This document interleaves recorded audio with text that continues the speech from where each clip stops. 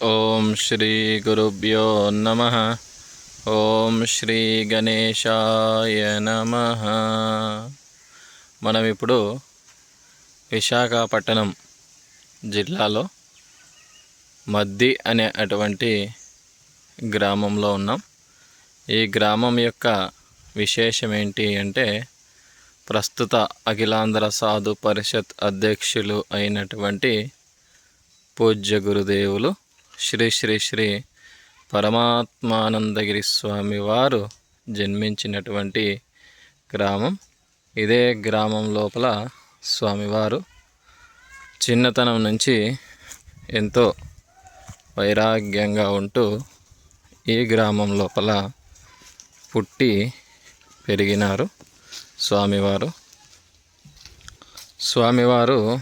1956వ సంవత్సర ప్రాంతం లోపల ఈ గ్రామం లోపల స్వామివారు జన్మించినారని ఇక్కడ ఉన్నటువంటి భక్తులు కానీ మరియు ఈ గ్రామస్తులు కానీ తెలియజేస్తూ ఉన్నారు.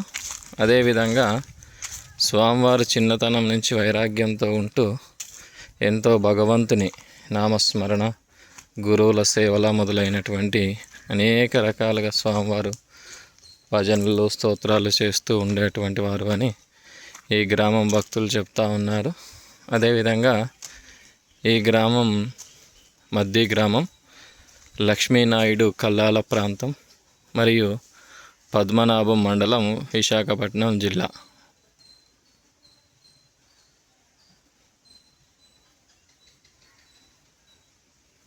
స్వామివారు 1976వ సంవత్సరం వరకు కూడా ప్రాపంచికమైనటువంటి చదువులు 5వ తరగతి, 10వ తరగతి, తర్వాత ఇంటర్మీడియట్ మొదలైనటువంటి విద్యను కూడా అభ్యసించినారు. తర్వాత తీవ్రమైనటువంటి వైరాగ్యంతో ఇంటర్ తర్వాత 1976 అనగా 20 సంవత్సరాల ప్రాయంలో ఈ యొక్క మనకు కనిపిస్తున్నటువంటి చెట్టు దగ్గర ఒక చిన్న పూరి గుడిసె లోపల స్వామివారు రామకోటి రాయాలని నిర్ణయించుకున్నారు.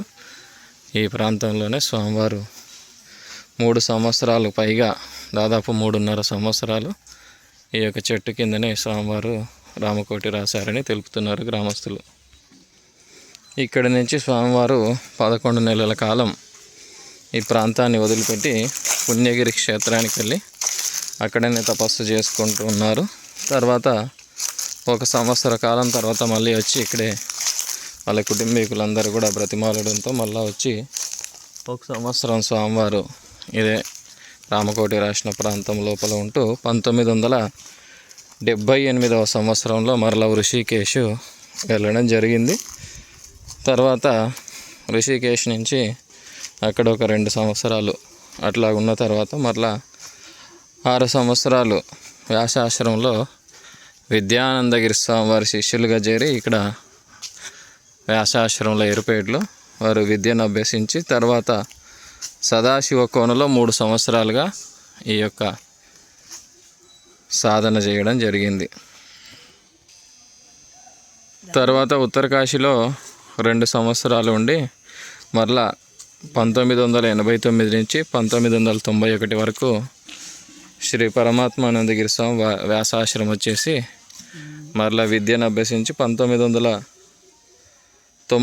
నుంచి 2013 వరకు కాశీలో విద్యాభ్యాసం చేసి ఆచార్య విద్యాన్ని పొందినారు.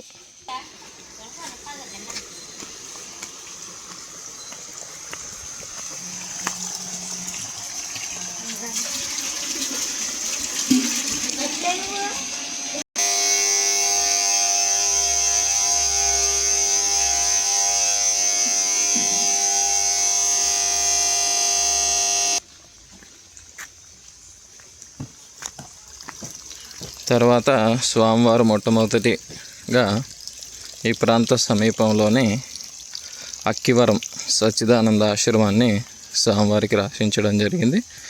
తర్వాత కాళశ్రీ పరబ్రహ్మాశ్రమం, తర్వాత అదేవిధంగా కాశీలో శ్రీ మలయాళ స్వామి మఠాన్ని కూడా వారే పీఠాధిపతిగా వహిస్తున్నారు. తదనంతరం 2006లో కాశీపీఠాన్ని అధిరోధించినారు.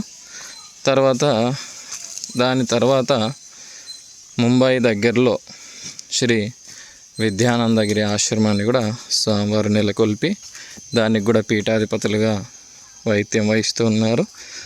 తర్వాత 2013లో శ్రీ మలయాళ స్వామి లక్ష్మీనారాయణ ఆశ్రమం గంగాపురం అది నిత్యశుద్ధానందగిరి వారు స్థాపించినటువంటి ఆశ్రమానికి కూడా ఉత్తరాధికారిగా నియమితులైనారు. 2014లో విజయవాడ చుట్టుగుంట గీతా ప్రశాంతి ఆశ్రమానికి పీఠాధిపతులుగా అయినారు. ఆ తర్వాత సిరిసిల్లాలోని విమలానందగిరి ఆశ్రమాన్ని కూడా వారు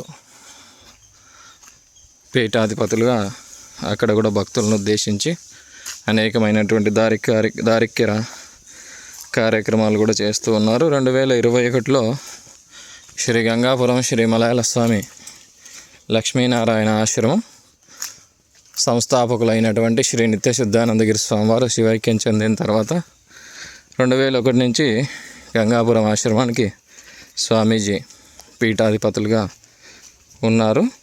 తదనంతరం 2025 సంవత్సరం లోపల శ్రీ తెనాలిలో ఉన్నటువంటి సాధు పరిషత్ భవనం, ఆ యొక్క సాధు పరిషత్కు కూడా స్వామివారు 2025 నుంచి ఒక 3 సంవత్సరాలుగా అఖిలాంధ్ర సాధు పరిషత్ అధ్యక్షులు కూడా స్వామీజీ నియమితులై అఖిలాంధ్ర సాధు పరిషత్ 60, 61, 62వ మహాసభలు కూడా స్వామివారి యొక్క ఆధ్వర్యంలో ఎంతో చక్కగా జరుగుతున్నాయి. చాలా సంతోషకరమైనటువంటి విషయం. మనం ఇప్పుడు చూస్తున్నటువంటి శివాలయం కూడా స్వామివారి యొక్క ఆశ్రమంలోనే ఉన్నది. ఈ ఆశ్రమాన్ని కూడా భక్తులు ఎంతో భక్తి శ్రద్ధలతో నిర్మించినారు. సంవత్సరానికి 2-3 ఉత్సవాలు కూడా ఈ యొక్క క్షేత్రంలో జరుగుతూ ఉంటాయి.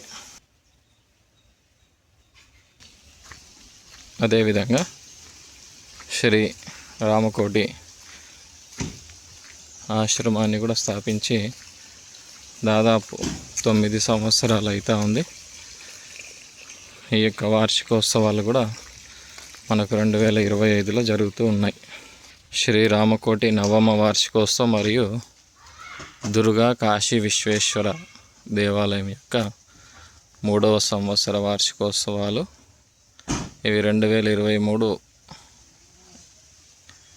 ఏప్రిల్ 2025 23 తారీఖు ఏప్రిల్లో ఈ కార్యక్రమాలు నిర్వహిస్తూ ఉన్నారు. ఇటు కార్యక్రమానికి శ్రీ వెంకట చరణ్ గారు, అదేవిధంగా కృష్ణ చరణానంద భారతీ స్వామివారు, స్కందదేవానంద స్వామివారు కూడా ఇటు కార్యక్రమంలో ముఖ్య అతిథులుగా పాల్గొంటారు. ఈ క్షేత్రం లోపల శివాలయం మరియు దుర్గాదేవి యొక్క ఆలయాలు ఎంతో విశేషంగా వెలుగొందుతూ ఉన్నాయి. హరి ఓం తత్సత్.